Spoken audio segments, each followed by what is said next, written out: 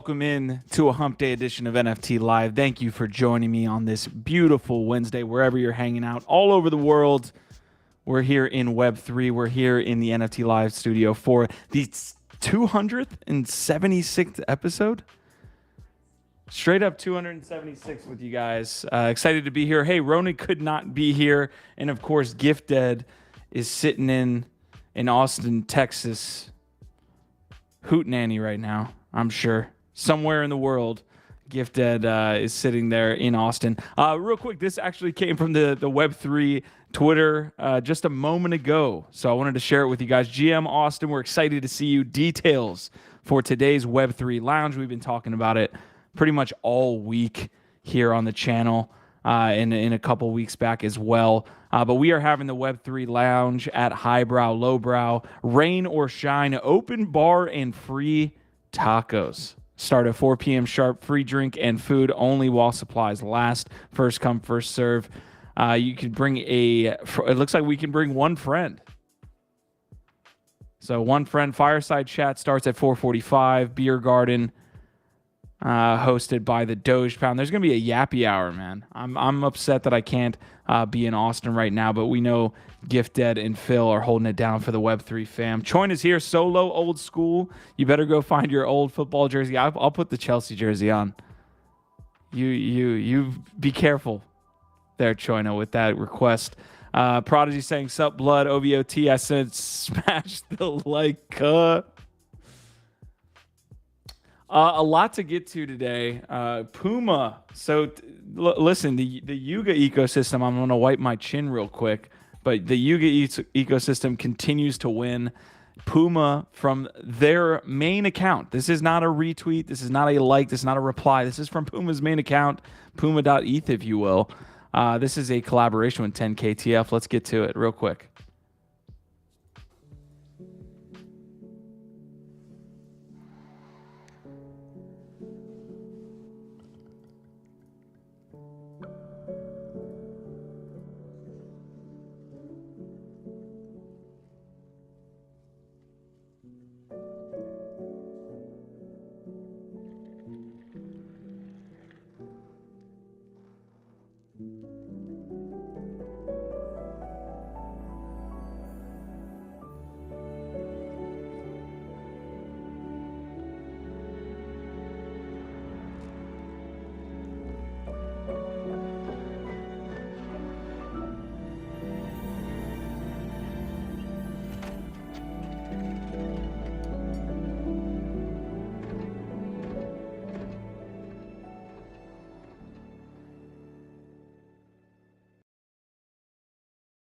That deserved to be a Christmas video. It felt very Christmassy vibes.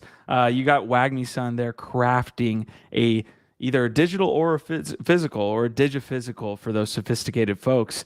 He's there crafting one-of-one sneakers, which you can actually claim through this drop that they announced. So Puma's gotten into NFTs. They launched Super Puma, I believe.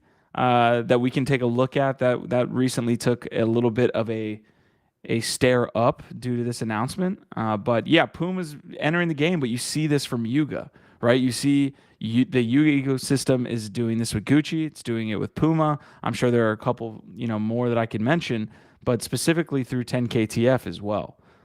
Which has those awesome animations that you just saw. Knox is saying hi from dinner. Hope everyone is having a great day. Easy and Crypto's loving the Puma announcement there. That was pretty cool.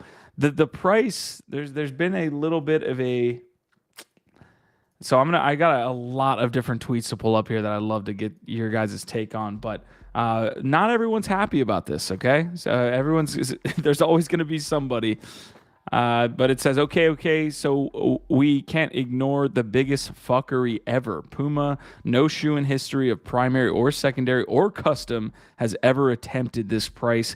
Even you bringing out the big boys at ComplexCon, if you remember, 208 for a pair of Pumas. What WTF is wrong with you? So you can see, and I'll bring this up a little bit wider, but that's going to be the landing page that shows the sale date, the time, the cost, which is 200 ape. That's going to be about, I'm assuming, Let me see, 200. So that's like, it's $800.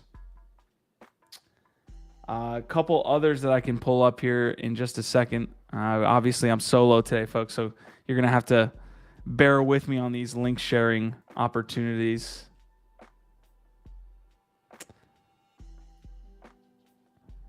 Nox Darkness says Puma looks interesting. Nox, make sure you send me your ETH address if you haven't already. I'll get to your ape giveaway from yesterday. So a couple different tweets here. Wagme's tweeting the same thing, talking about a partnership with Puma. Let me make sure I get the audio on this one.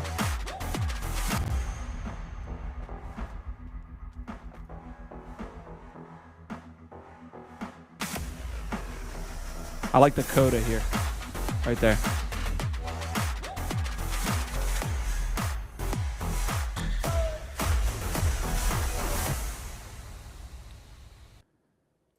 So Puma's coming hot and heavy as well. This is from their main account here. So you're saying, thank you, Wagme-san, for this generous offering. First look at the customized, handcrafted, grailed slipstreams is what they're being called. You can see the Super Puma is there. So, I mean, look, this looks like a good activation. Anything with 10 KTF is really, for the most part, done extremely well. I'm going to get to the 10 KTF shop so we can look at the details here as well. Let me make sure I've got it.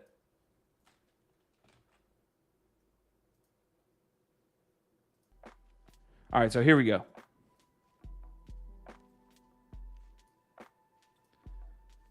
So grailed Puma slipstreams officially here, 10 KTF on April 27th at 6 p.m. Eastern. 2,000 NFTs total, 1,475 spots. And you can see you'll need Ape to register here. So another sync for Ape. That's, we were talking about Ape here on the show last week. Well, here's another sync. And the merchandise is not going to be, like a huge cycle to cycle sync, but it's cool to see, little utility in activations here and there with that. So mint price is 200. So truthfully, you're spending about $800 on a pair of shoes.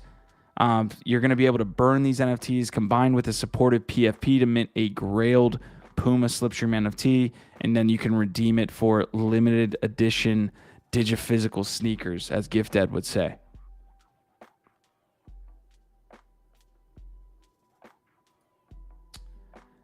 This is on the 10 KTF shop as well. A blinding sandstorm, a hidden refuge. Wagme-san's journey to become a master craftsman includes a few unexpected detours. When shelter is provided, Wagme-san thanks his host with a gift and finds inspiration from a spirit of Puma.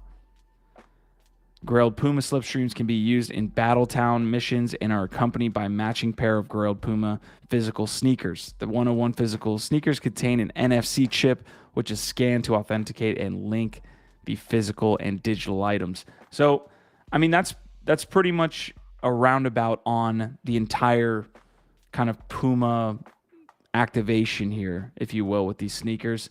Are you paying $800 for a pair of sneakers? They're one of ones. I'm not necessarily a sneakerhead. Are you paying $800 for a pair here? And what's going to happen, and you know what's going to happen, is that Ape is going to go up to like $20. This is not financial advice. Let me say that up front. Nothing I say here or do should be taken as financial advice. I don't really care if you get... I do care if you get wrecked. I do in fact care. But please don't take anything I take as financial advice, and do not buy or sell based on my advice here. But you know what's going to happen here is you're going to spend 200 Ape or 400 Ape. 200 Ape, I believe, was the cost. And then Ape's going to run, and then these are going to end up costing not $800. They're going to end up costing like 2 Gs.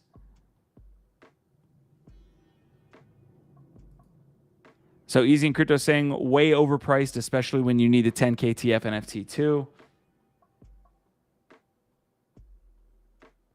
A lot of commenters saying the same thing. This is how we teach them. We don't buy, they lower, they learn.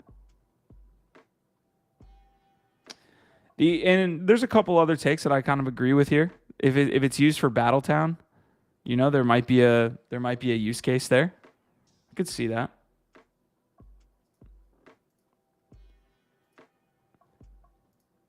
But anyways, that is going to be the biggest piece of news to start the day. But we have a bunch of different quick hits. If you haven't been here before, usually I have a beautiful round square table of intelligent and charismatic hosts. Today, you're just going to get me. It's unfortunate. But we are going to hit quick hits. We're going to go to NFT Go, and then we're going to hit the biggest news of the day, which is, and I believe Diary of a Pro Gambler said it, we're going to break on through to the other side, and that's going to be important. So you're along here on the ride, and you're participating if you can, because, again, the single host, it's going to be tough to carry the weight. I need you guys to be active in chat, letting me know what I need to be looking at here today, because I am without my co-hosts, Ronan the Collector and Gift Dead there, and Biggie. They're just, what's happening here? It's a full-on bear market here.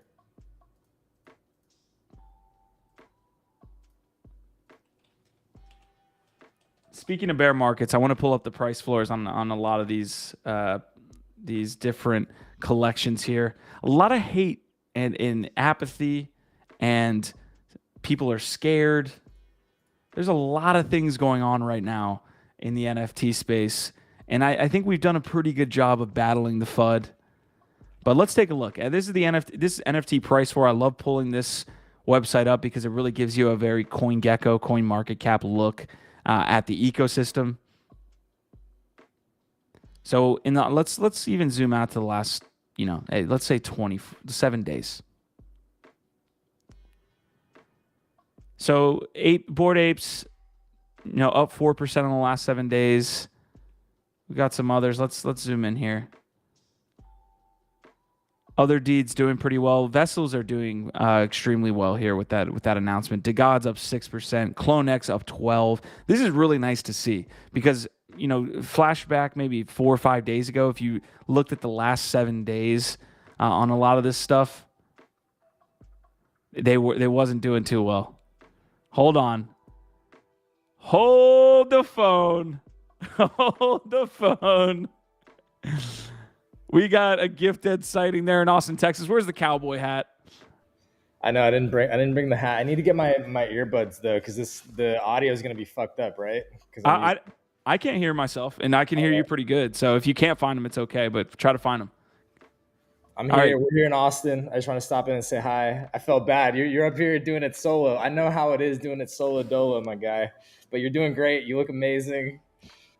Sounds like there's some stuff to talk about with the other side. So I know you're going to be great. But we are out here in Austin, kicking off Consensus today. It's going to be lit. It's going to be epic. Yeah. I pulled up the handy dandy tweet here. The free tacos, free alcohol. What more could you want there out in Austin, Texas today? I don't know. Maybe puppies.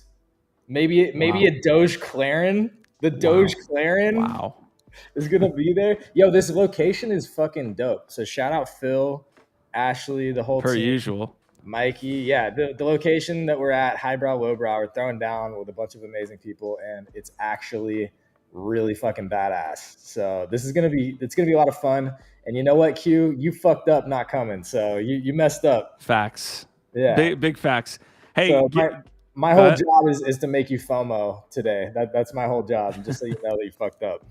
Are you FOMOing on the Slipstream Puma 10KTF shoes here? These digiphysical shoes, might I add. I saw them briefly and they look pretty cool. I got several of those Puma NFTs that they dropped recently, so those are doing pretty well. I'm curious to know what those are worth, or if they get me anything with this. But honestly, obviously, I'm busy right now trying to set up this event. So it's you got to give me the alpha on it.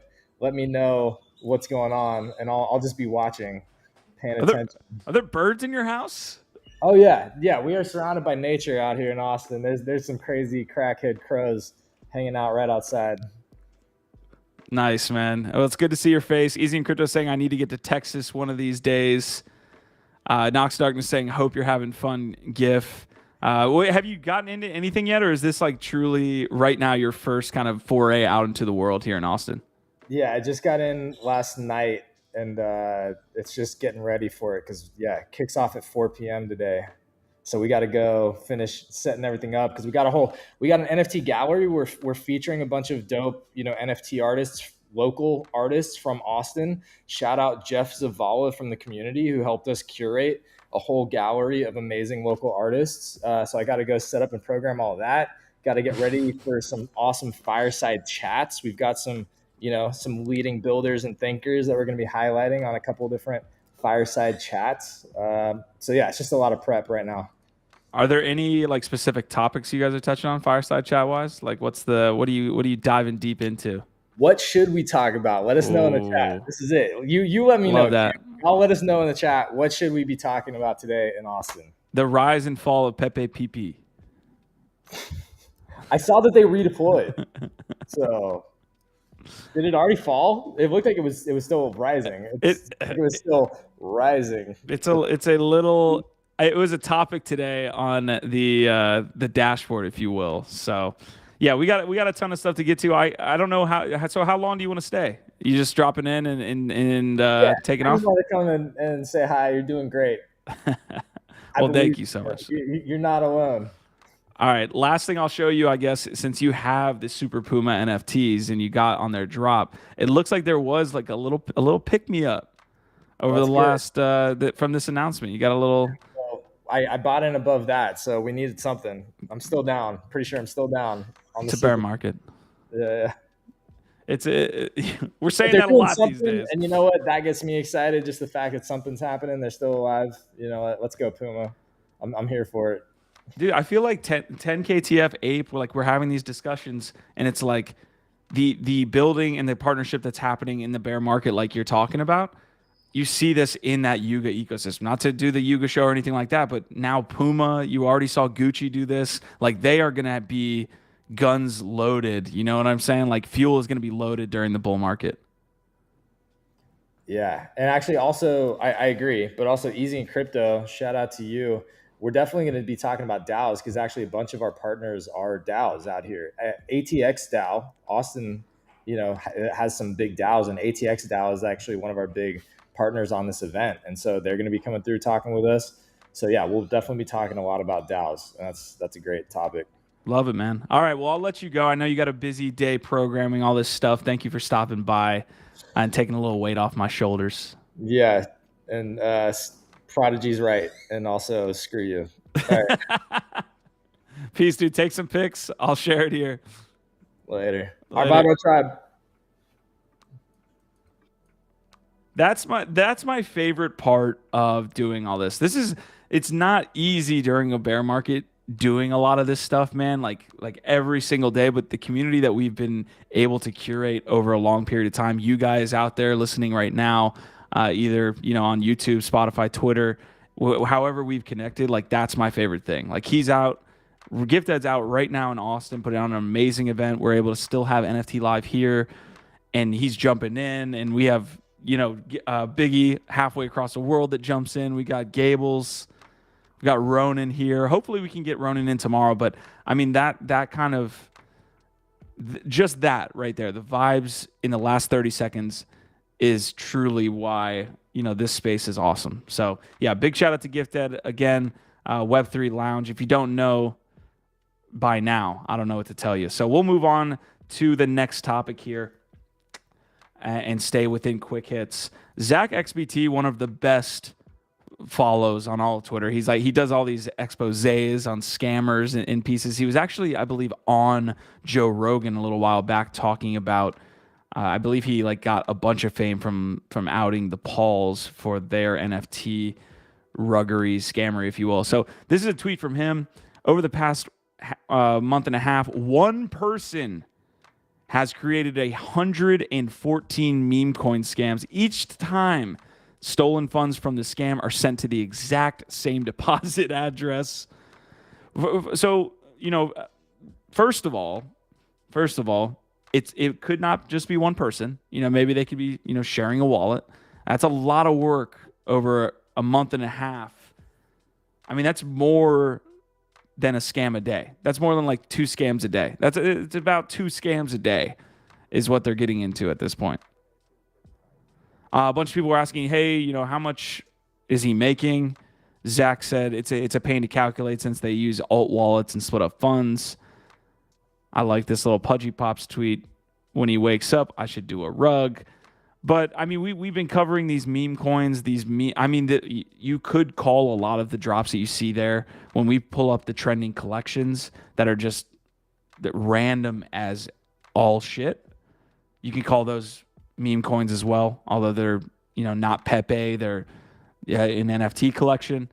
But a lot of this stuff is not happening organically, and we already know that. But it's good to see Zach be able to call this stuff out, as well as be able to see it in a visual form. So these are meme coins. I don't know if these are specifically NFTs. So it looks like he's using fungible tokens. So 114 in a month and a half. My boy's putting in work. My boy, my girl, my group of individuals are putting in work. Stay safe out there in the wild, wild web.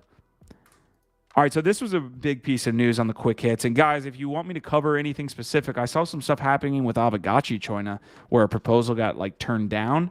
Would love to pull that up. But yeah, let me know. Again, I'm solo hosting today, so I got a bunch of quick hits. Then we're going to get other deeds. But I do want to hit whatever you guys would like. So Camel saying just aped into CSGO. Where's the community at? Is it true that CSGO follows CSGO? This is actually not the tweet I wanted to bring up. Maybe I have another one, but there was a CSGO sale, another 6-figure sale for CSGO. Let me see if I can find the actual tweet. So this comes from Loopify. Let me see if I've got it. There we go. All right, so you can see it there on the screen. I'll pull it full. A little bit of animation there on a red M4 skin. Another CSGO sold for $200K. This time it is done in a public Twitter auction. Gamers preferring digital ownership over endlessly renting items makes more sense, sale by sale. And I would completely agree with this. This is a lot of validation, not only for Web3 gamers, but just NFT users, collectors in general. These little things, and to some people that's not little. Obviously, a $200K sale on an asset is not a small thing. But in the grand scheme of things, it's not the biggest piece of news, but one by one, more of these things happening. And then they start to say, okay, you can actually collect these assets and they can be collector's items rather than just renting. And then the next step mentally is talking about ownership. Does this person actually own it, or does the Steam marketplace own it? Does CSGO own it? So really cool evolution there for CSGO skins. I mean, this needs to happen more and more so gamers start to understand, hey, this is important.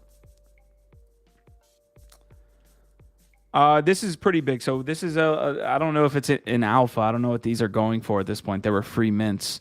But Coinbase, and this is via Lucky Trader HQ on Twitter, Coinbase is launching a new crypto campaign. Coinbase launched a Stand with Crypto, commemorating its fight against the SEC with a free mint Blue Shield collectible available on Zora. All proceeds donated to various vetted organizations. Let me make sure I can pull this up on their website. So if you go to coinbase.com/standwithcrypto, you can go and mint for free. A total of 31,000 of these have been minted. I'm sure they're going, I can't, there's got to be some secondary marketplace volume on this, but I can go into NFT Go here in a second, see if any are being sold. But again, this is just a free mint.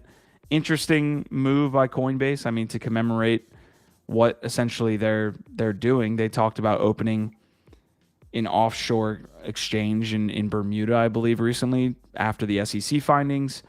So it seems like there's a little bit more of a stand here, which is good to see. And we covered that last week when Gensler was getting taken to task. It just feels like there's a little bit of a solid movement against this like regulating by enforcement. It does feel like we're getting there. So if you want a free mint, I'll drop that in the chat. Again, this is not financial advice. Do what the hell you want. Also, that is not a scam link. But I realize me saying that is not a scam link makes it feel like it's a scam link. So I don't know the answer around that. You'll have to go to Coinbase's Twitter, then find the actual tweet if you don't believe me. All right, what else do we got here in the quick hits? Okay, I've talked about 2-Bit Idiot. Ryan Selkis is a great follow on Twitter if you like following the regulatory concerns and the regulatory battle with the SEC that we just touched on. Arthur Hayes is another guy that I brought up multiple times. He is a giga-brained former, CEO of BitMEX. He was essentially the Sam Bankman-Fried of the last cycle, although he didn't, have the same, negative impact, I would say, to the space. Like, he wasn't laundering people's funds, at least to my knowledge. I think what happened was he was found in this regulatory uncertainty environment. He was found to, I believe, be running a unregulated securities exchange through BitMEX. Again, BitMEX being the FTX of the last cycle. Well, this is a great post about de-dollarization, about the global state of macroeconomics. You're talking about geopolitical things with Arthur Hayes. That's where he operates, kind of the geopolitical sphere and how it relates to financial markets. Absolute genius. He also writes really well, so I would suggest reading that if you have time. It's a long read. I still haven't gotten through all of it, but I definitely, whenever Arthur writes, I'm on top of it, and I love to share with you guys. All right, Choina is saying it was no big deal, to be honest, just a bit of a bummer the DAO voted against it, but Gotchi Gang will be present at the Web3 launch.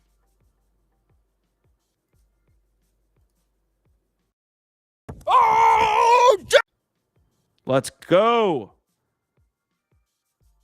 Hey, Choina, you're one of the reasons why Gotchi Gang and what we're doing here with Web3 and OVOT is as strong as it is. So real big shout out to you there, Choina, for being the glue for those two brands to kind of come together. Marty McFly is asking, when Yuga show? Hey, settle down there. I know you want your Yuga show. I got you. Don Sunders is saying, enjoy your good moment. Marty McFly is saying, GIF is actually out campaigning for Trump to advance NFTs, of course. Good. Hey, look, Donald Trump has probably done as much for NFTs as a lot of collections in the space. I will say that.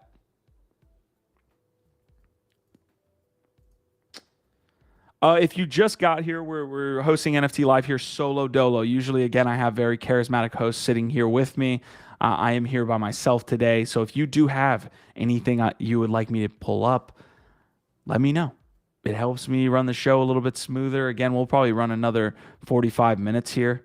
I just wanted to kind of connect with you guys here today. I need that interaction with you guys on a daily basis, or else I start getting a little itchy. If you just got here, this story is crazy. This ZachXBT story that I'll drop here in chat. Over the past month and a half, 114 meme coin scams have been started, and they're sending it back to a single address. I think they've made a certain amount of money. So really cool story. If you just got here, Marty, you should definitely check that one out. All right, Blur addressing fake bids. So speaking of Gifted, the lover of Blur, no. It looks like, and there are two tweets I believe I have for this. So Statistics was involved in this as well. So Statistics was referencing a tweet by Burn Fiat for JPEGs, which is a fantastic Twitter handle there. Another one with my transaction a few days ago. Please review if not already done. I might find a lot of these in the coming hours or days. What's the best way to report it to you? So what we're looking at here are fake bids that are essentially, I believe, trying to have actual farmers be sandwiched between transactions and lose out to the benefit of bots, right? So statistics is saying people putting in bids with bots and then removing the ETH from the pool if the bot sees that someone is trying to sell because they don't want to buy, they just want to bid. Lots of real market participants have left, but the real airdrop farmers are leaving too. And, here I do think, and the main part of the story here is that Blur actually responded to this. This kind of activity is very easy to detect on chain. All cheaters will be filtered from season 2. That's a heavy stance that we have yet to see from Blur for the most part. The bulk of the on-chain analysis will be conducted at the end of season 2, but to improve the experience, we will start filtering wallets in the upcoming weeks as well. So people that do what Blur is essentially, and I'm not going conspiracy theory route here. The reason they set up Blur tokens in the farming system is to incentivize organic trading. Of course, once you throw that into the wild, people are going to bastardize that. And it looks like, based on this tweet, that they are going to be doing something about it. All cheaters will be filtered from season 2. The experience, to improve the experience, we will start filtering wallets in the upcoming weeks as well.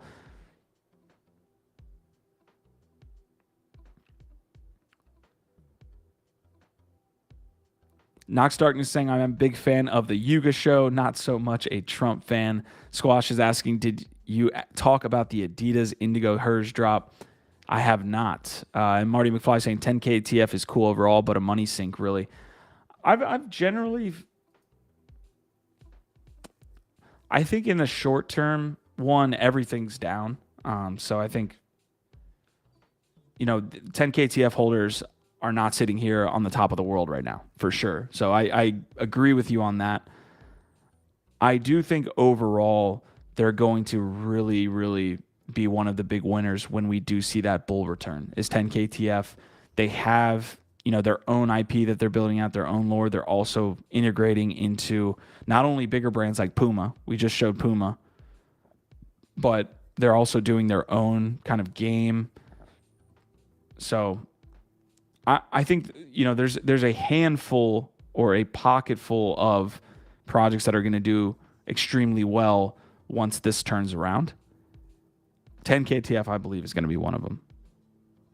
They definitely do not benefit from the complexity chasm that we always talk about here as well. And I do think that 10K TF holders, outside of maybe the initial tags here, the G tags, I don't think they're in profit.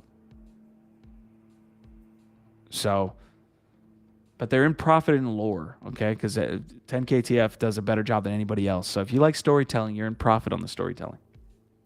Anyways, there it is, right? So basically people are sandwiching, organic farmers, trying to, have them lose out at the benefit of just providing bids and not wanting to actually buy. Blur saying they're going to do something about it. So that's the crux of that story pretty much. And that will almost do it for quick hits. I got one last piece that I do want to touch on, which is NFTFi.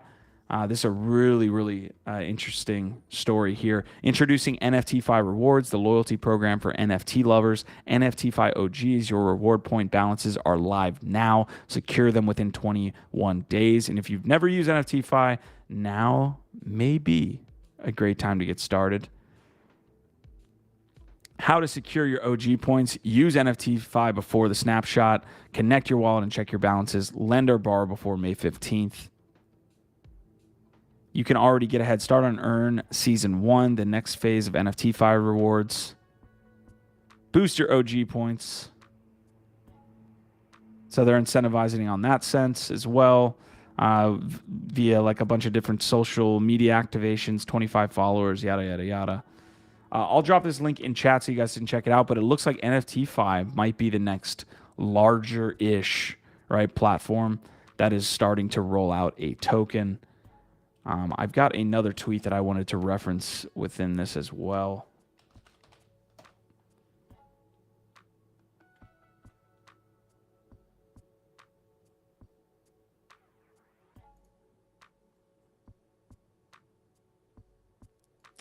So, with MetaMask airdrop that we touched on Monday, we were talking about, hey, what's the best way for people to launch an airdrop. I don't think the best way to launch an airdrop is by telling people that there's going to be an airdrop. I really, really don't think you get the right users with your tokens at the end of the day. You're not distributing it mostly to people who are going to use the platform long term. Now, if you're using it as a marketing tactic, this is what airdrops have consistently done, is say, hey, for a limited time, we have a little bit of a rebate, aka some tokens that you're eventually going to dump on our heads. But if you're looking for a good distribution, then you don't tell people about the airdrop. So what this tells me is NFTFi is looking to boost up the volume on their platform, get people to use it that aren't a part of their ecosystem. It's not necessarily to reward those early users, although of course OGs are going to be seeing a ton of rewards. So this is from Dom here. NFTFi Rewards currently is a retroactive loyalty program rewarding early users with OG points. For early users to secure their OG points, they have to start an eligible loan as a borrower or lender before May 15th. Starting from May 15th, the NFTFi rewards will become interactive and reward protocol usage. Although one day is insufficient to provide relevant data, it's still fun to have a look. Since the launch of the loyalty program, NFTFi's daily active users have more than doubled from a 14-day average of 52 to 122. Clearly, OGs are eager to secure their OG points. So this is interesting. What this is saying is that the retroactive points. So this might be along the lines that we're talking about then. It's just an interesting way to do it. It's saying, hey, OGs, you have to use the platform again to see your points. So actually a really cool and innovative thing they just did. I'm interested in this portion, though. If you've never used NFTFi, now may be a great time to get started. What is the distribution, then, of the tokens that are going to OGs versus now using the platform that like they're saying here? That's my biggest take. But it's actually really cool to say, hey, OGs, you have to use the platform again to actually, incorporate or claim this drop. Easy in crypto, I'm on board with you here, man. Rewarding OGs, but sign in now for an airdrop. And again, that's that Uniswap model that we saw. There's a couple other airdrops that skip my mind, but I would love to do a rate my airdrop. That would be a pretty dope way. Wi-Fi did this as well back in the DeFi days. So a lot of DeFi products have done, these airdrops. The main thing being, you're not telling people. You're not promoting the fact that you can use our platform and get rewards, because what you're doing is rewarding mercenaries that are going to come in and say, hey, I'm here for a short amount of time to farm, yada, yada, yada. So some of that is going to be a marketing budget. Like Blur doing that brought people into the platform, which now, with the volumes we're seeing on Blur, people know about it and all that nonsense. So it's obviously a complex issue, but some people have done these airdrops well, some haven't. All right, I believe that's going to do it for quick hits. So we're going to get to some price floors. We're going to get to the NFT Go Bagcheck. I did have a Pepe PP follow up. I hate that I have to say that. I did want to follow up since we covered it on Monday. I know there was a delayed reveal. Yeah, it's not looking good for the Pepe PPs, folks. So obviously we were covering this on Monday. So I believe that was April 24th. Yeah, April 24th. This was the release. You can see the volume there. I'll zoom out for the outliers here. So on April 23rd, these went for about 0.07. It looks like 0.0. Let's just say 0.05. And over the last 24 hours, they're going, oof. Yeah, they've fallen on a cliff or off a cliff. They haven't fallen on a cliff. I wish that was the case. They've fallen off a cliff here. So yeah, another one. You never know what this can do. Obviously it is the casino, and this did take up a little bit of airtime, albeit not much. But we could come back here in 7 days, and this could be, doing a major volatile move up and down. But yeah, falling off a cliff since April 25th, which was yesterday. We'll see where Pepe PP goes after that move. So good on you. You survived another one. If you didn't get in, you survived another one. If you did get in, let me know how you're feeling.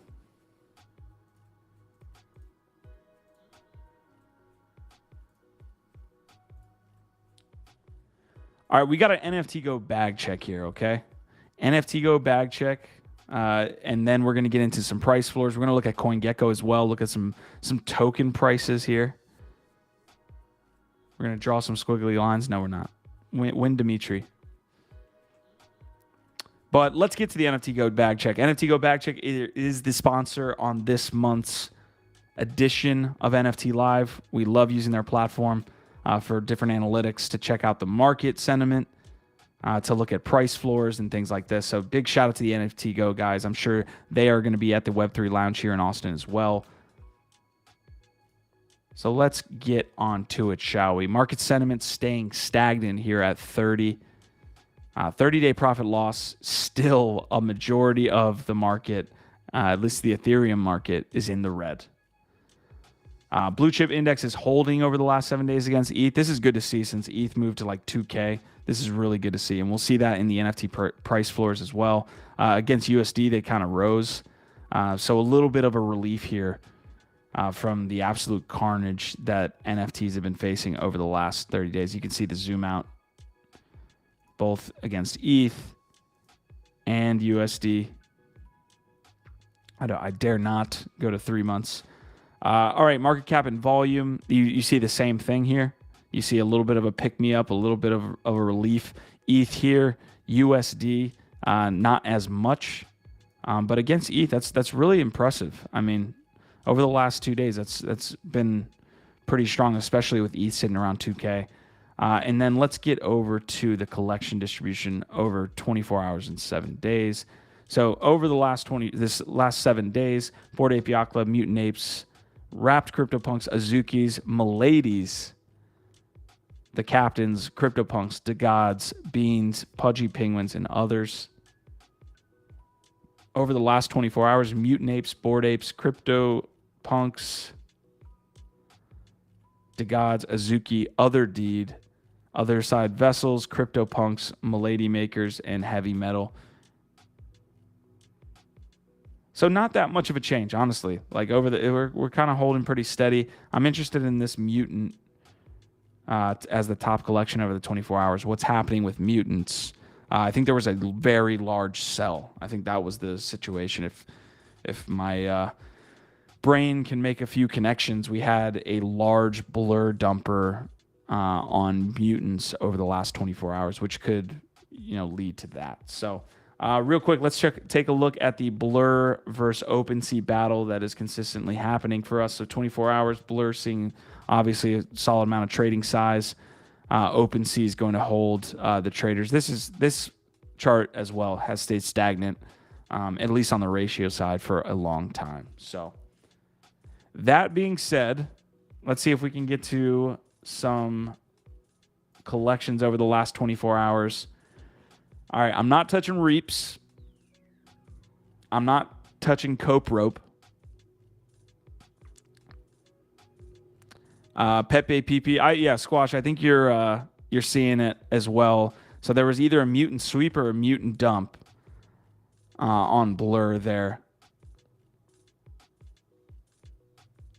I think over the last 48 hours, there have been two sweeps, or vice versa. There's been like a big sweep and a big dump. I think Statistics had that coverage there, so we can go and check that out. Gemus is still holding pretty strong. I'm interested in that one. Otherside Vessels, Nitro Collection by Puma, Mutant Ape Yacht Club there, Nakamigos getting in that 0.29 range. Ooh.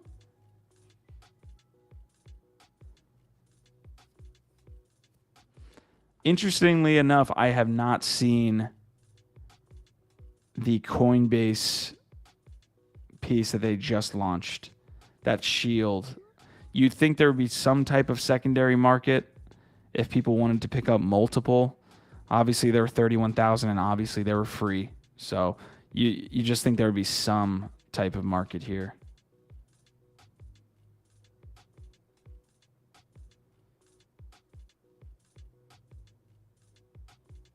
So those are going to be the top collections on the last 24 hours. Let's get to the price floors, man. Bored Apes over 50K, up 4% against ETH, Punks, Mutant Apes, Azuki's at 14.45. Good Lord.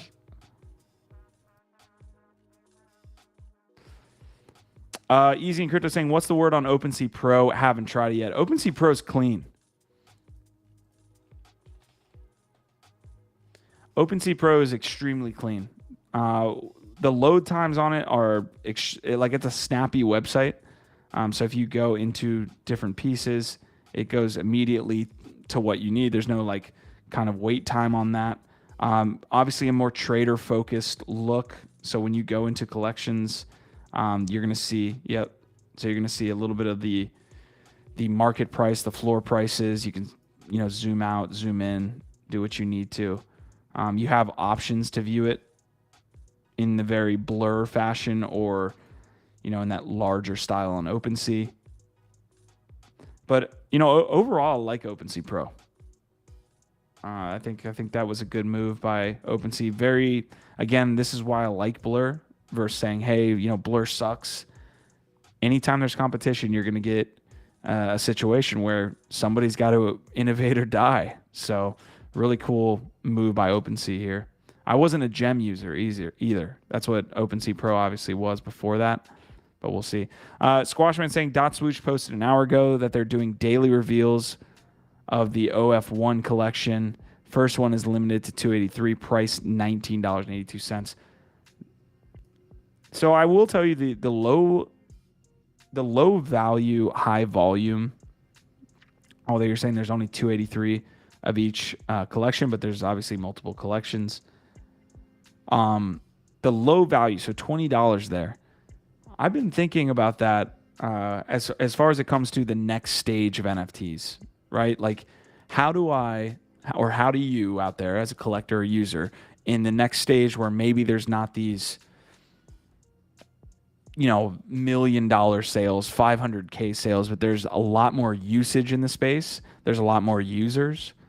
I think there still will be large sales, but one of the routes you could go, and again, NFA, is by sweeping low value collections.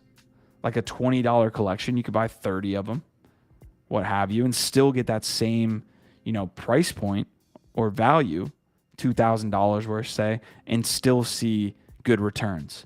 And I think that's a question I've been throwing around in my mind, which is Starbucks and Pumas and swooshes, these more low value assets can still increase 2x, 3x, 4x in value and still be affordable to almost anyone. And if you're able to, get a good amount of these, you can still see price appreciation there. I've been trying to wrap my mind around, that low value, high volume, or high supply items, and how to position yourself as a collector or an investor, as opposed to what happened in the last cycle, right, where you're trying to get one or two, and the prices are just exorbitant. Obviously, if you get in heavy early, that's awesome. But even the initial price for a lot of these started at 1,000, 0.3 ETH maybe. So, yeah, a lot of good stuff. Hey, Squash, I'll put on the dot swoosh. Squashman saying, think you're onto something, Q. Gonna go sweep NBA Top Shot right now. Be right back. Oh, those ultimate packs were not cheap. I will tell you that. But for a little while, you could see a return on that. For a very 3-month, 6-month. How long did the NBA Top Shot cycle really last? Because people were flipping at 10x, 20x for a little while there.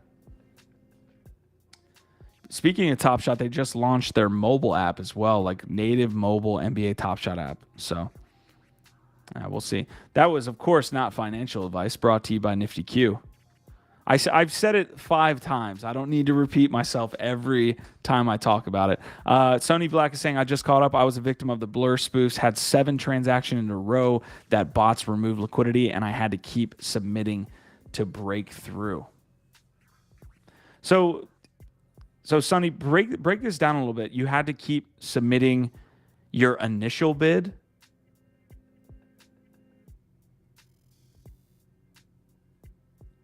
So you had a bid that you were trying to place.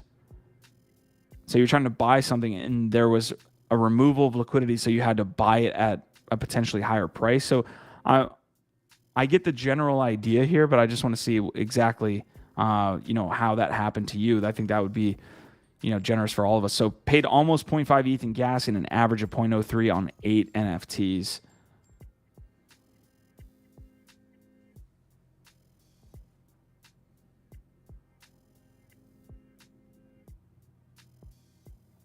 Let's go back to this real quick because I think there's some good context here as well. Sony, I think you're bringing in some good stuff as well. Let me see if I can bring in this tweet here. So this is from Jess. You can see Etherscan transaction pages here.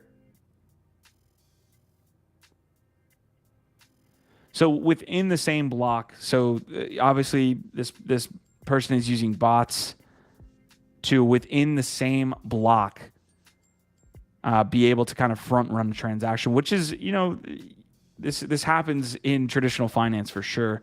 Let's see. Sony Block saying just kept submitting the dump and one bot at a time would disappear. Even thought I tried dumping 6 to start on one address and took 8 transactions to dump all. I responded on the tweet chain with a screenshot. Look at us here. Let's see.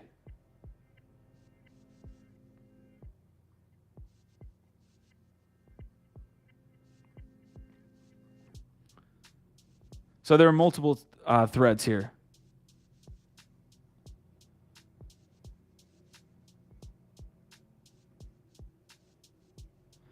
So at the end of the day, what's happening here is there's fake volume being shown or fake bids being shown that essentially looks like there's liquidity for a sell.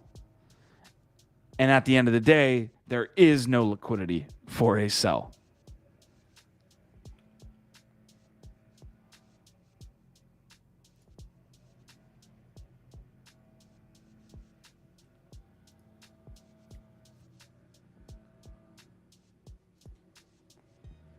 This actually would happen, just a little bit of context too. This actually happened in DeFi summer a lot on Uniswap. So what you would see is people would set up bots, and in really highly volatile times. So for example, when a DeFi token just launched, you could go, multiples within the course of 10 minutes. Sometimes even 5 minutes, 2 minutes, you would see 2x, 3x, 4x. It was a wild time. It was like amphetamines on crack, in a cocktail. And you just took it through the nose. And basically what would happen is people would set up these bots so that when you placed a bid, quote unquote, on a Uniswap saying, hey, I want to really buy, these Apple tokens, or I'm blanking on a lot of these. So like Yam, for example, I want to buy Yam right when it first launched. What you would see is not necessarily what you would end up getting. So you're trading, 1 ETH for 100 Yam, and at the end of the day, you would receive like 75 Yam. Some people got absolutely screwed on this, by the way. Like you would see like, hey, I'm posting 1 ETH for 100 Yam. That's what Uniswap would show you. And then when you would produce the transaction, you would receive like 20 Yam. And it eventually led Uniswap to making these drastic changes in how they visualized and showed people what was going to happen. Hey, there's extremely volatile swings. There was even a toggle where it was like, if you don't want a 5% swing or 10% swing, check here, because then we won't even push the transaction through, which eventually ended a lot of people losing a lot of money. But in the meantime, that was huge. And this is, I think, what's happening here is people are seeing fake liquidity and not receiving what they should in the end. Okay, so Sonny is getting after it right now. Responded to NFT Statistics. I'll go into that tweet chain. You can't post a link, unfortunately, on YouTube, I believe. So let me see if I can get to the statistics tweet because he had a good one on this. And Sonny, I'll try to find you. So again, getting back to this tweet, people putting bids in with bots and then removing the ETH from the pool if the bot sees that someone is trying to sell because they don't want to buy, they just want to bid. Lots of real market participants have left, but the real airdrop farmers are leaving too.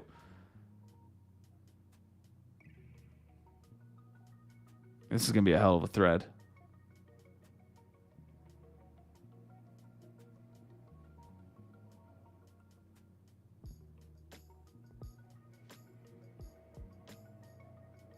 See, I'm going to have trouble even finding this, it looks like. Hey, Sonny, what you could do is send me in a direct message. You can send it to me. A sandwich bot, minor extractable value. Marty McFly saying, I come for the financial advice. I have made money following Q's recommendations. Join his Telegram. Thank you for that. Thank you for the implications which you just put out. I can't wait to have Marty McFly's message read out in court to me in 2 years. It's going to be amazing. All right, while we wait for Sonny's Twitter message, we're covering Blur and the fake bids that are being created based on the incentives that they've set up. Now, they did have a response. They did have a very strong, probably the strongest response we've seen, which is this kind of activity is very easy to detect. All cheaters will be filtered from season 2. So that was a good and strong response from them. Okay, I found Sonny's tweet in the mayhem. This happened to me 7 transactions in a row yesterday while trying to sell off the gods. It was one bot at a time. It cost me a chunk of gas and lowered my average sell to around 0.03 per item. Point farming is getting pretty unplayable. This is a really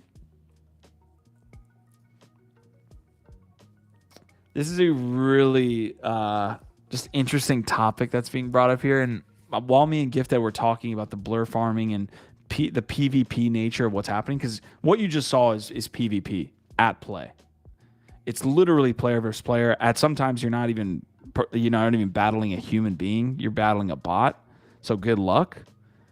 But this reminded me a lot of RuneScape. And there's a lot of Web3 and just blockchain crypto people who have their roots in gaming, and a lot of them have their roots if they're about 30 to 40 years old.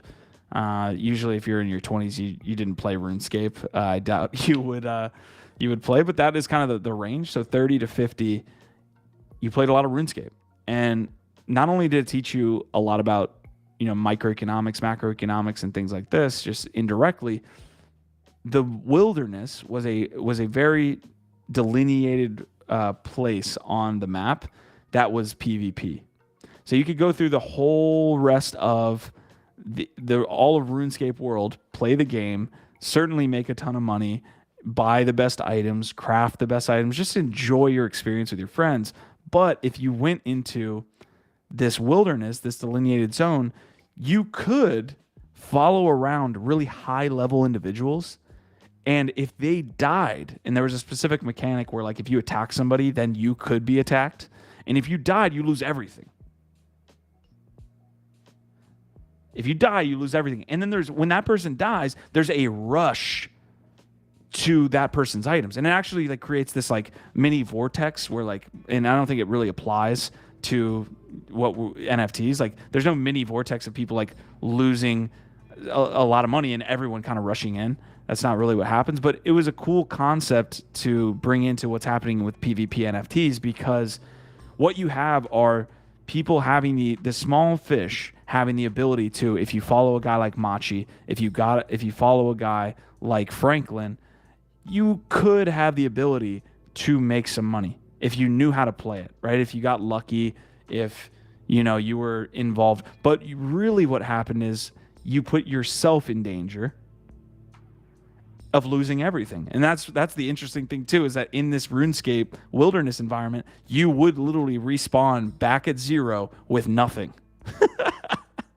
So I think there's a really cool analogy in there that the PvP aspect of NFTs that we exist in now is a lot like the RuneScape wilderness of old, because you have the ability to play PvP and make money around whales, right? Like if you pick up a whale's rune armor, you were set. But if you yourself died with that rune armor, you were fucked. And that environment feels more like what we're doing today than what the PvE or the environment that existed in the bull run, which was everybody was winning. Like that's what it was. Like, and literally it was us against the dealer, outside of like if you were a complete idiot and you bought Mechaverse at 9 ETH. You know, or you could be a complete idiot like moi and sell at and not sell at 9 ETH and still be holding Mechaverse to this day. But for the most part, like even the smallest, dumbest projects increased in value. And that's much more of a PvE environment. So yeah, shout out to Sonny for bringing that in. Let me pull up his tweet one more time. Again, this was on the statistics tweet about the blur farming here. Shout out to Prodigy here. Smash that like for Q up here, carrying it solo today. I am carrying it solo. We'll see how we do. Innocent until proven guilty. Amazing. That's what I tell my girlfriend every day. Stoked for Web3 Lounge and ATX. Absolutely. That is coming up relatively shortly here. Gifted is probably stacking building blocks now. He's building it like a Roblox environment so that people can have a great time. We got Yappy Hour coming up.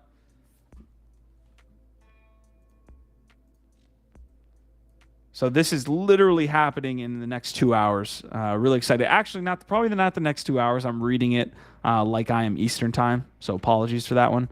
I believe Austin is Central time. I don't think they're Mountain, but they could be. I think they're Central. So Central time there in Austin, that is going to be in about 3 hours.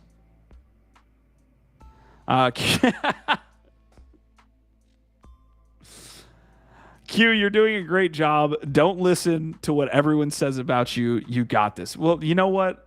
I don't know what everyone's saying about me, but I'll take your advice. I'm not listening. All right, we're going to wrap up that blur farming piece here. So again, Sonny's saying he got wrecked in this PvP action, right? So the price that he thought he was going to get did not actually show up, at the end of the day once he was able to sell the items. That's what's happening. That's what's happening right now. I really appreciate that comment. Prodigy's in the house saying smash that like. That would help. Thank you.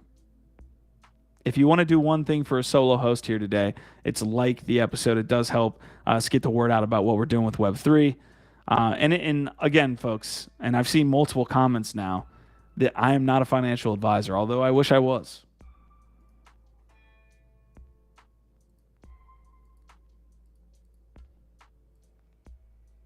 All right, before we get to the Yuga show, before we get to the other side, because they had some announcements on Otherdeeds, I'm looking at this chart and I continuously ask myself right now, we're definitely, I feel like I've had more financial advice comments here in one episode than I've had it all in one go, but it feels like we're at the depths here, at the depths of just apathy and loss and everyone saying NFTs are going to go to zero. It definitely feels, let me go to ETH here, 90 days. I mean, CryptoPunks are down 20%. This is not even off the all-time highs. This is just in the last 90. CloneX down 42. The metaverse narrative is definitely dead at this point. It's definitely dead at this point. For sure. Decentraland's down, Sandbox is down. The metaverse narrative is going to take a long time to come back. It will, but it's going to take a long time. Kennel Clubs in the last 90 days down 41%. Meebits down 33%. Moonbirds down 65%. This has to be the most oversold asset. It has to be a combination of moonbirds and doodles, right? It has to be. 66% here, 65% here on moonbirds.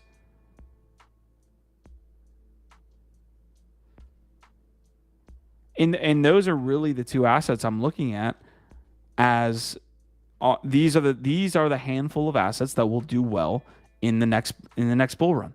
There's development going on. They raised a ton of money. They have good runway. They have some good lore, and they're absolutely wrecked.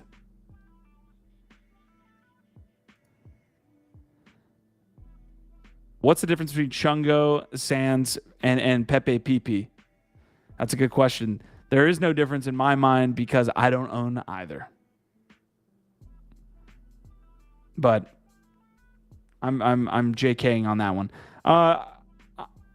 I think the community around Chungos from the very beginning was like very, I don't want to say positive because I'm not, I wasn't like spending every day there, but from the peripheral action I was getting and the people I met in ETH Denver, it felt like there were some genuine vibes with Chungo.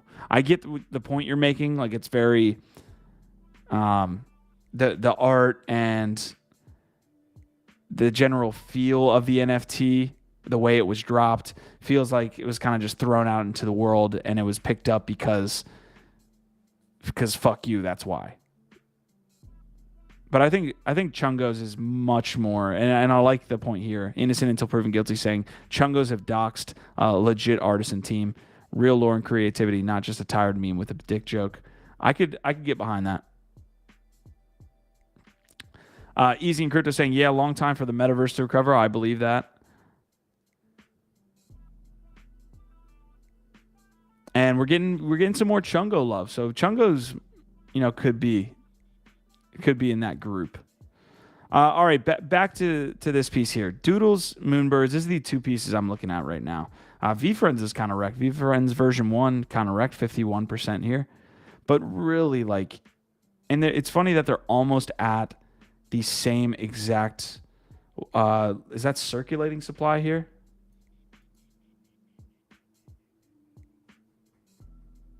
Oh, that's sales. So supply is going to be here on the right side. So 10,000 each. So literally, but there's a pretty big discrepancy here. The amount for sale, I believe. Yeah, listed.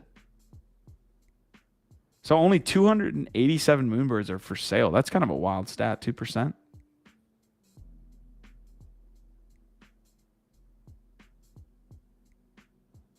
It's crazy to me because these two were absolute blue chips in the last cycle. Just they're full stop. I'm interested in this here, but it's not going to give us a good look, is it? 17% of Nakamigos are for sale. 14% of Miladies are for sale. 11% of Punks are for sale. That probably has a lot to do with Blur. Fucking art gobblers, man.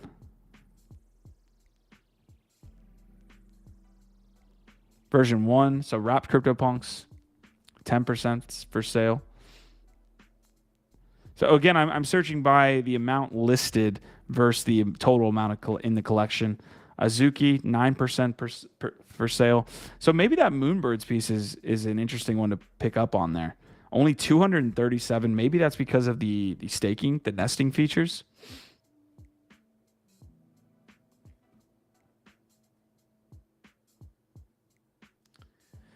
Only one Wagme United by Adidas for sale. I don't wait. There has to be something wrong with that. There cannot be just one for sale. Hey, we're moon ready, boys.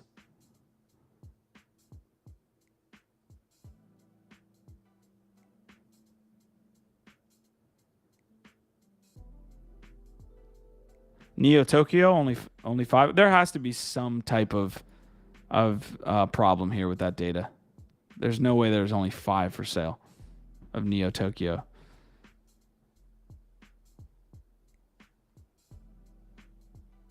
So this is I like looking at NFT price floor now and then just to see what's going on. Cam Taylor saying sold 2 Moonbirds for 30 ETH each. Bought them for 10 ETH.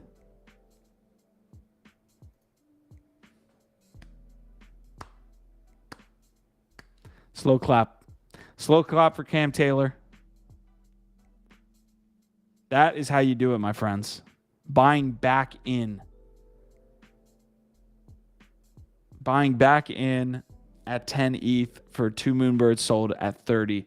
That, my friend, is how you get it done. And sometimes it's sheer just dumb luck. I sold my first ape and it was just dumb luck timing. All right, Squash saying you should briefly hit on the Adidas drop since 2 items are token gated. Those items are live for EU holders only right now. US holders at 7 a.m. tomorrow. Early access for other products tomorrow too. All right, we can pull up the Adidas drop. I do have to run here in just a moment, and I definitely wanted to hit other side tiers and hit the Yuga show for a second. Let's see if we can touch on Adidas drop. So Indigo Herz drop early access starts now for Europe. The Indigo Herz drop is here, bridging the gap between digital realm and the physical world, usually known as the digiphysical realm. The 7 public pieces are available for Adi Club members on Adidas.com or Adidas app based on your country. Find them here. The iconic superstar and the Punks comic #2 hoodies are exclusively available for purchase for alts by Adidas holders, made in collaboration with our OG ITM partners, Bored Apes, G Money, and Punks Comic.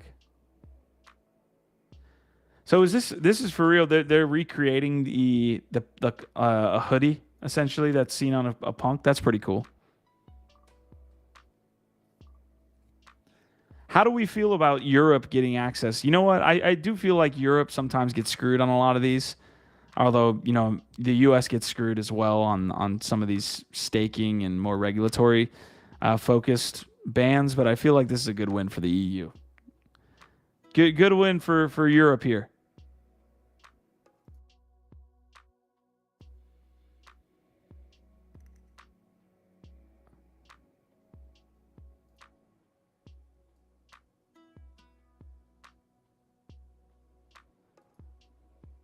All right, so let's jump into this piece here. So these are the digiphysical pieces here into the metaverse. Indigo Herz fur pants. Again, early access. I like the R1s here, the MND R1s. All right, $90 for fur. Yeah, look, it's not $800 for shoes. I'll take it. Great catch. This exclusive product is only available at Adidas and can't be found anywhere else. This product is excluded from all promotional and discounts.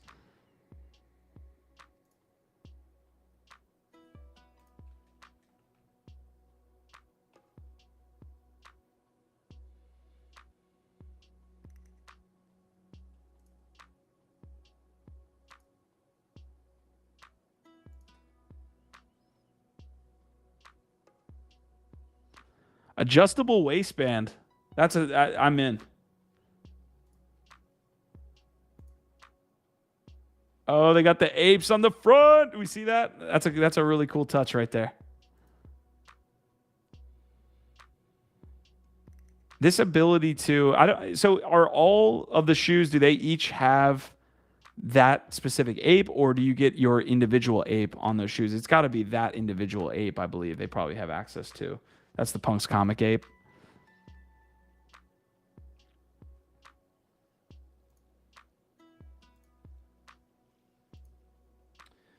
All right, an evolved take on the NMD shoe inspired by Indigo Herz. Welcome to the new age of originality inspired by Adidas Originals owned NFT.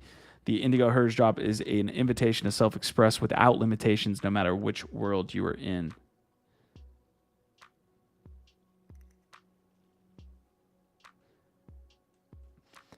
I think we were touching on this yesterday, but it's a weird, and I hate to use the word dichotomy over and over, but it's a weird dichotomy that we're single-handedly in like the worst part of the bear market for NFTs, and there's like the coolest drops we've seen from these larger brands getting in.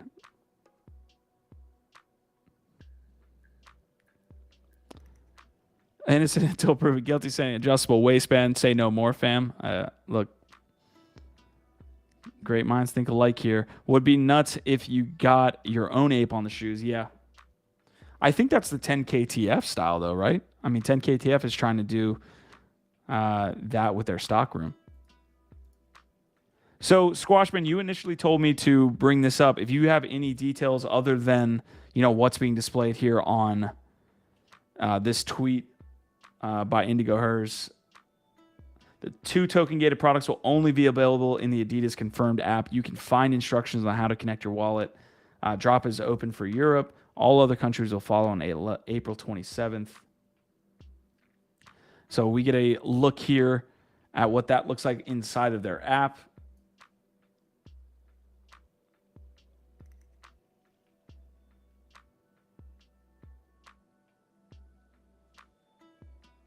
This is pretty cool. A crypto or NFT wallet is a secure virtual environment where digital collectibles like the Alts by Adidas NFT can be accessed. It allows you to seamlessly connect with and transact on an NFT marketplace.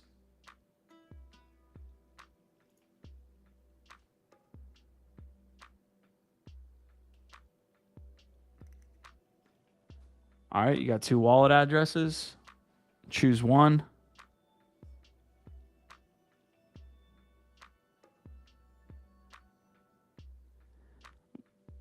Need to see a cost for this as well.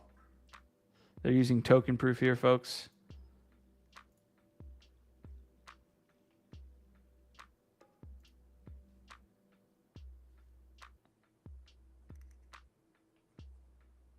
All right, so we saw the pants, the fur pants were $90. Let me go back potentially and see what the cost of these items are.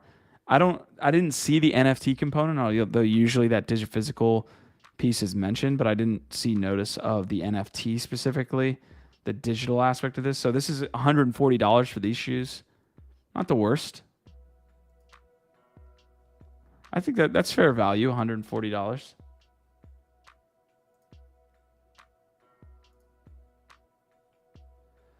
$110, $125, $40 for the fur tee. So well-priced items. I mean, honestly. Oh, a fur hoodie. Yo, I'm in on this. The fur hoodie? Sheesh. Squash, I appreciate you bringing this to my attention here. So at the start of the show, we saw the Puma activation and the Puma sale. That seemed to be, at least by the community standards, a little bit overpriced, although I think there's going to be more utility based on that item, right? So Puma works with 10KTF. That's going to be shoes that are going to be available for their game, Battletown. But this is a really dope, like physical drop. I want to see more use case for outside of the physical. Is there a digital part of this? Because they talk about digiphysical. The Indigo Herz drop is here, bridging the gap between the digital realm.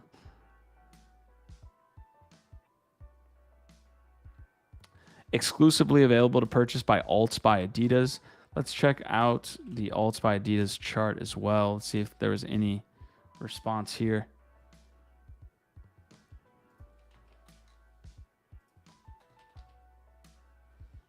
All right, Alts by Adidas.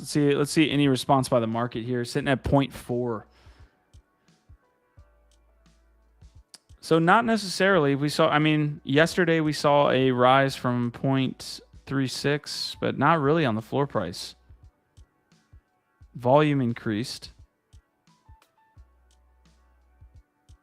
Average price increase. So we saw like heavy buys at like 1 ETH. I wonder what that's about.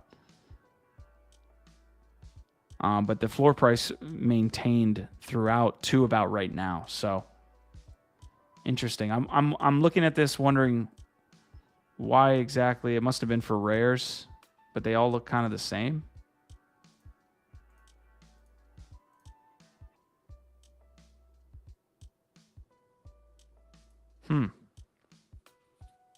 Prodigy saying I knew you were funny. Oh, furry. Yeah, no, 100%. Hey, look, I spent some time in Pittsburgh. If you're from Pittsburgh, you got a little furry in you. If you don't know, you don't know. really cool drop by Adidas there into the metaverse with Indigo Herz. Let's see if we... These tweets are hilarious.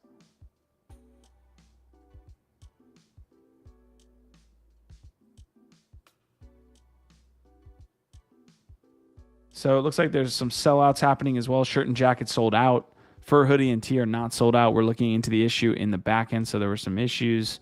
The hoodie was already marked as sold out. What beef do you have with Malta? I kind of like Malta. Went there in the crypto run-up back in the day.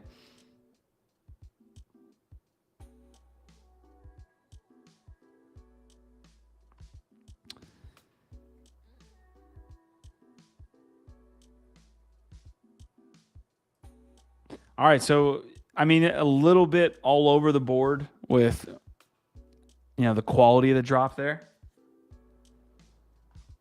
I think for the most part, if I'm looking at the sentiment on that thread at least, look like most people had a pretty easy time getting this. The idea that you can have token utility for alts is interesting, although there wasn't really a pickup in floor price past that. Bored Apes, G Money, Punks Comics also associated with this drop. So Squash, I appreciate you bringing that to my attention. With that, we're going to get into the last story here of the day, which is that the other side tweeted out information regarding different land pieces, the Otherdeeds, if you will. Squash is saying each of the alts is going to have one of 8 egos associated with it. If you bought a key, you were able to choose which ego you wanted specifically. I think that explains the high sales. Got it. So there were specific traits that people wanted. Got it. Okay. All right, so this was the tweet we got from the other side. Although there is a negative aspect to this, I believe heavy metal reveals were pushed back to May. It was supposed to happen sometime in the next day or two. Heavy metal actually got pushed, and we can dive into that here. But this is what we have. The tweet specifically from the other side meta saying environment tiers matter. In Legends of the Mara, an environment tier dictates the number of workers, either Codas, Coda Mara, Farmer Mara, and Hunter Maras, that you can allocate to an Otherdeed. If you look into this tweet, it says 1 farmer or hunter worker per environment tier. Separate enchanter capacity rules will be revealed later. A Coda can be assigned to do one of the 3, hunt, farm, or enchant, but one at a time. So really what we're looking at here is there's traits associated with each Otherdeed, and those traits have now been revealed. One of them, at least, is the amount of placements that can take place on each tier. There's 5 tiers, so different. Obviously, environment tier of 5 is going to be 5. Environment tier of 1 is going to be 1.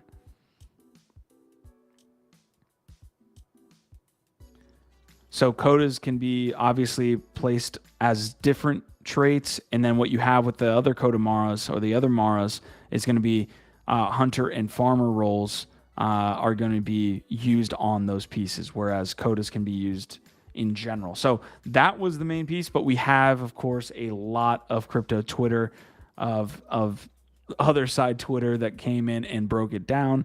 As many people find complicated to follow and understand all the aspects of the coming other side meta, Legends of the Mara, I will break down how to evaluate a deed. So first of all, the best place to check a deed for its traits is with the other side wiki, an absolute must. Other side deeds have different traits. So if we zoom in here, I don't know how much it's going to, say, but each Otherdeed is essentially broken down into a lot of different traits, one of which is sediment.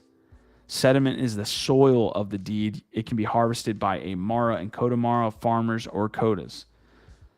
So the Mara, again, are the units or the characters that are going to be farming in Otherdeed based on the amount of slots that you have. So sediment will be fed to the Mara in order to evolve into a Coda Mara. It will have important roles on the Coda Mara traits. Deeds are distributed across 5 different types of sediment, so you can see it there. The environment is the biome of a deed. Other side have 8 types of environments, each of them with 4 sub-environments. You can see how quickly this gets a little crazy, with the exception of Chaos, which does not have a sub, making a total of 29 environments. So I'm not sure how each environment is going to be different on the farming side, right? That's my biggest thing here. You're saying every deed has its own environment, but really do they get into the weeds on, is a certain environment better for a farmer than another? I mean, certainly from a lore perspective, it would be. You think you would get more farming out of a very lush environment as opposed to something that's not. But you also, I mean, there could be rare things that you could farm on, maybe in a swamp that you can't get otherwise. Crypto Walt is also saying environment tiers represent the rarity and size of the environment. It also will be used to determine the amount of Mara that can be attached. We just talked about that. For example, a tier 4 environment can have 4 Mara attached. Enchanters are not going to be, again, this is just a farmer Mara and a hunter Mara that's going to be defending or you can send it to attack another deed, is the kind of overall theory.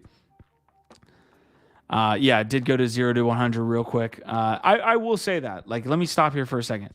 Otherside and generally Yuga in totality went from a very simple kind of understanding. I think somebody was in chat saying earlier, I believe it's Choina, that they didn't really understand the move to gaming.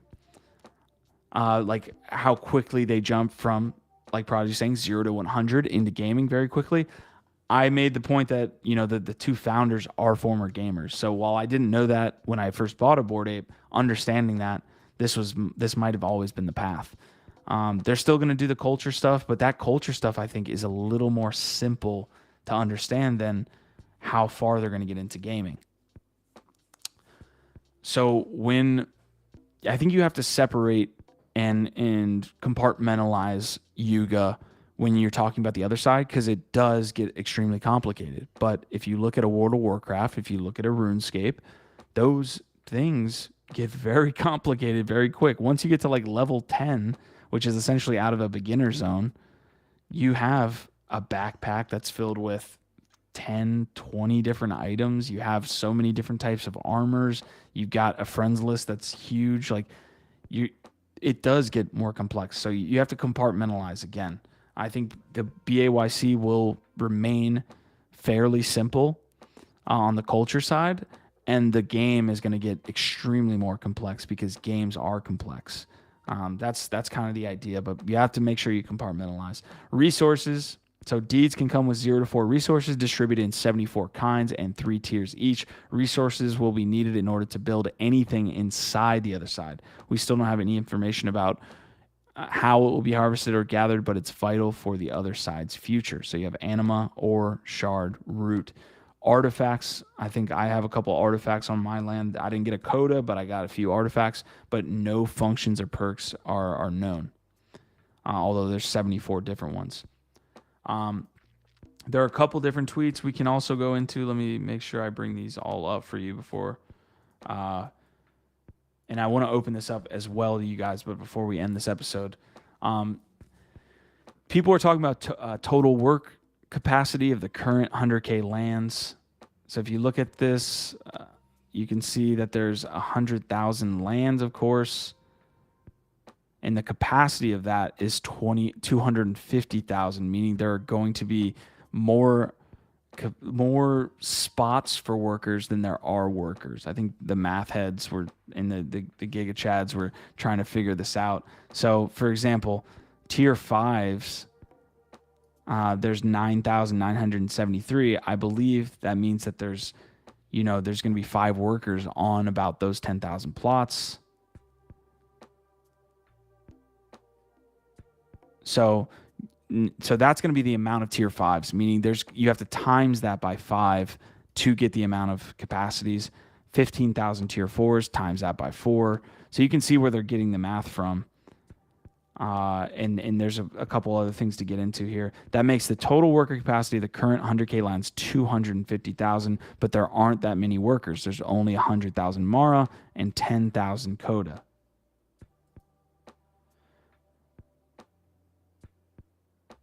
So that leads to the debate, well, are they going to release more Maras? Are they going to release more Codas? That's a big piece. I think people were arguing, hey, we're definitely seeing more codas. No, we're not. And I don't believe we'll see any more codas. I think we're going to see more Maras. So he's saying new Mara crop up every season of the Zodiac. Tenacious came down and said, I don't agree with the thought that there more vessels are coming. So you can see the debate being happening now. So this comes directly from the Otherside's website. With the changing of the season, shades find their vessels, and a crop of new Mara erupts into the other side. So it might be that vessels are reused. It might be that they're not. And the next tweet alone says there's more codas coming. The next guy saying, I don't think we'll see more codas. So Yuga, again, doing a masterful job of not saying a lot and getting people to speculate on what's happening. So this was the tweet that kind of sent everybody into a flux saying, hey, we're getting more information on how the farming system works. There was a tweet earlier that also talked about vessel nesting, but essentially there was a tweet that said, hey, we got to push back on some of this heavy metal. Let me see if I can get to it.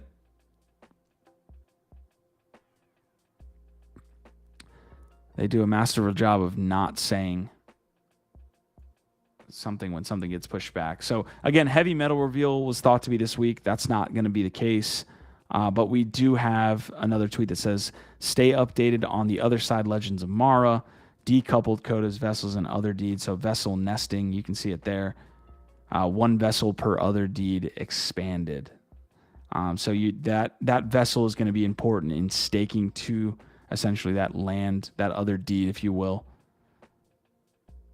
So this is directly from the other side. An Otherdeed expanded NFT will first serve as the board for the 2D web-based game.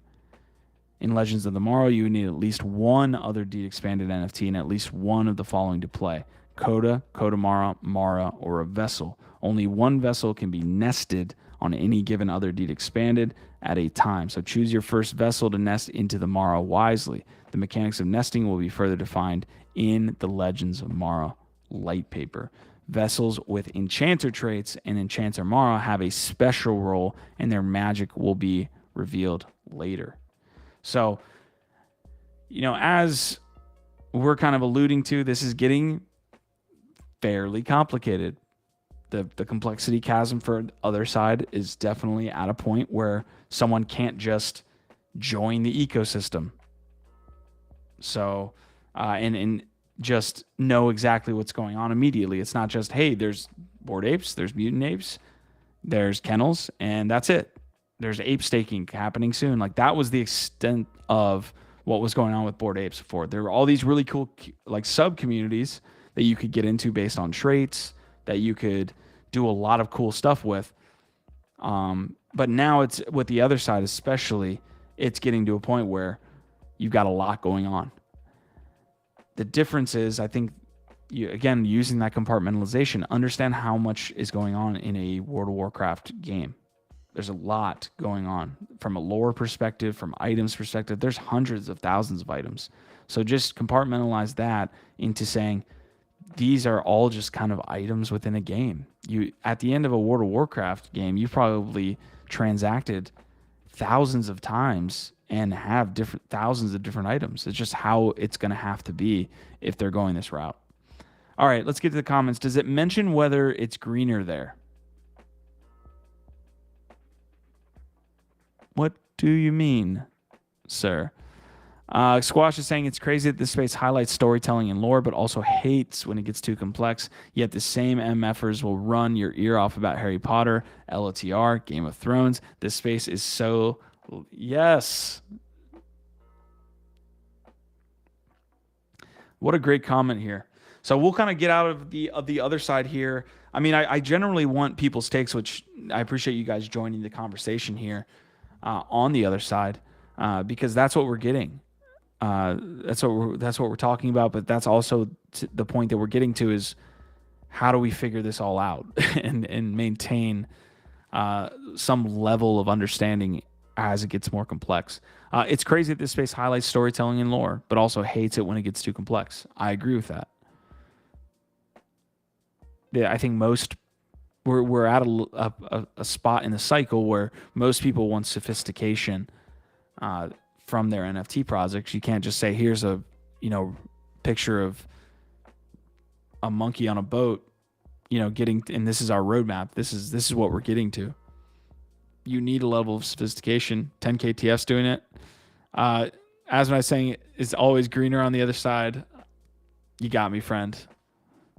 Shout out to you. See you on the other side, sir.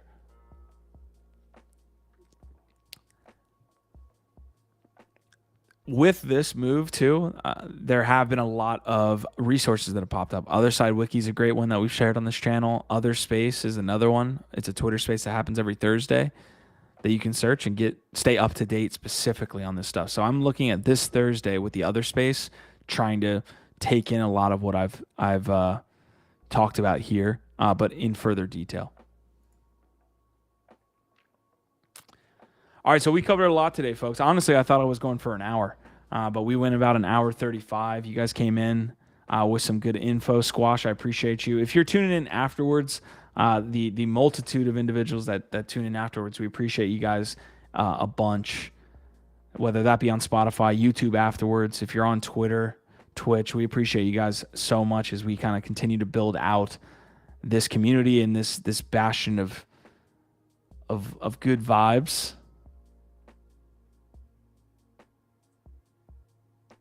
In this environment especially, it's really cool to see Web3 Lounge taking place. It's cool to see the community get into good projects. So really looking forward to the future here. Even though we're sitting at like a macro market where we're seeing traditional blue chips 60% down, I might have to get a Moonbird soon. It just is. It can't go that farther down, can it? 2.4, 2.6 ETH. As when I was saying, great coverage, OVOT, Prodigy, OVOT, great episode, my brother. Absolutely, guys. Hey, thank you guys for tuning in while we're live again. We have a ton of people that watch these episodes afterwards, but you guys here participating in chat, I appreciate you guys a lot as well. And I think we're going to WAGMI. WAGMI United made it. Crawley Town officially made it. Not officially. Don't fuck it up, guys, but 99% chance that they're not getting relegated. And I think we're going to WAGMI here on NFT Live and in Web3 as well. So thank you guys so much. Appreciate it. We will be here tomorrow. I'm going to try to get Ronan the Collector here tomorrow. He said he could potentially do a Thursday episode. Otherwise, I will see you guys definitely tomorrow. Thank you so much. Our vibe, our tribe.